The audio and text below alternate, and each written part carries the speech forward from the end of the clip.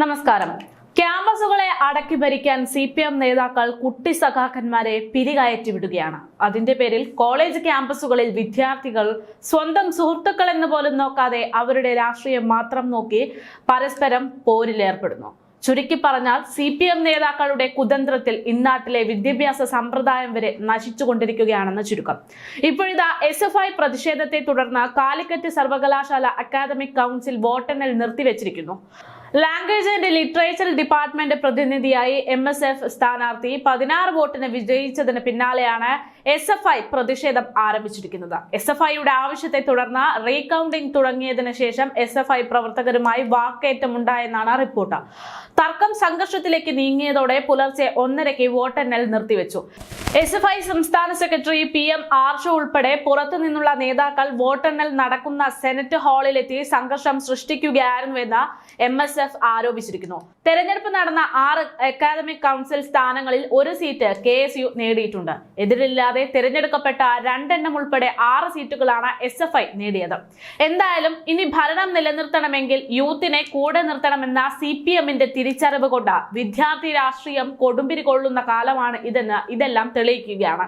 പരാജയം എന്നതിനെ അംഗീകരിക്കാനുള്ള മനസ്സ് പോലും ഈ കുട്ടി സഖാക്കന്മാർക്ക് ഇപ്പോൾ ഇല്ല. സാധാരണഗതിയിൽ കോളേജ് ക്യാമ്പസുകളിൽ തെരഞ്ഞെടുപ്പ് കൊണ്ട് ഉദ്ദേശിക്കുന്നത് നമ്മുടെ ജനാധിപത്യ രാജ്യത്ത് നടത്തുന്ന തെരഞ്ഞെടുപ്പ് എന്താണെന്ന് അറിയാനും ആ തെരഞ്ഞെടുപ്പിൽ ഓരോ വോട്ടിനും ഓരോ പൗരനുമുള്ള പ്രാധാന്യം എന്തെന്ന് മനസ്സിലാക്കാനും ഒരു യഥാർത്ഥ പൗരൻ എങ്ങനെയാവണം, എന്താണ് അയാൾക്കുള്ള പ്രാധാന്യം എന്നെല്ലാം മനസ്സിലാക്കാനും പഠിക്കാനുമുള്ള ഒരു അവസരമായിട്ടാണ്.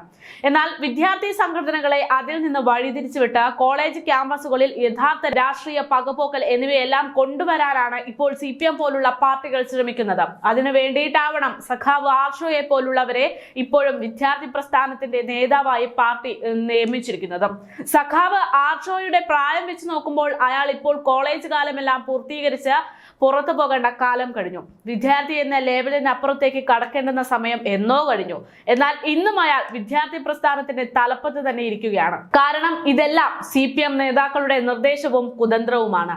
പാർട്ടിയിലേക്ക് അംഗത്വം സ്വീകരിക്കുന്ന ഒരു വിദ്യാർത്ഥിയെ സംബന്ധിച്ച് അയാൾ അംഗത്വം എടുക്കുന്ന പാർട്ടി എന്തോ വലിയ സംഭവമായിട്ടാണ് കാണുന്നത്. ആ പാർട്ടിയെ കുറിച്ച് മനസ്സിലാക്കാനും ഇനി എങ്ങനെ എന്നത് പ്രവർത്തിക്കാനും ഇനി എങ്ങനെ എന്നതിനെ കുറിച്ചെല്ലാം അറിയാം. അതിന്റെ ഉന്നത നേതാക്കൾ തന്നെ പറഞ്ഞു കൊടുക്കുന്ന കാര്യങ്ങൾ അനുസരിച്ചാണ് ചെയ്യുക.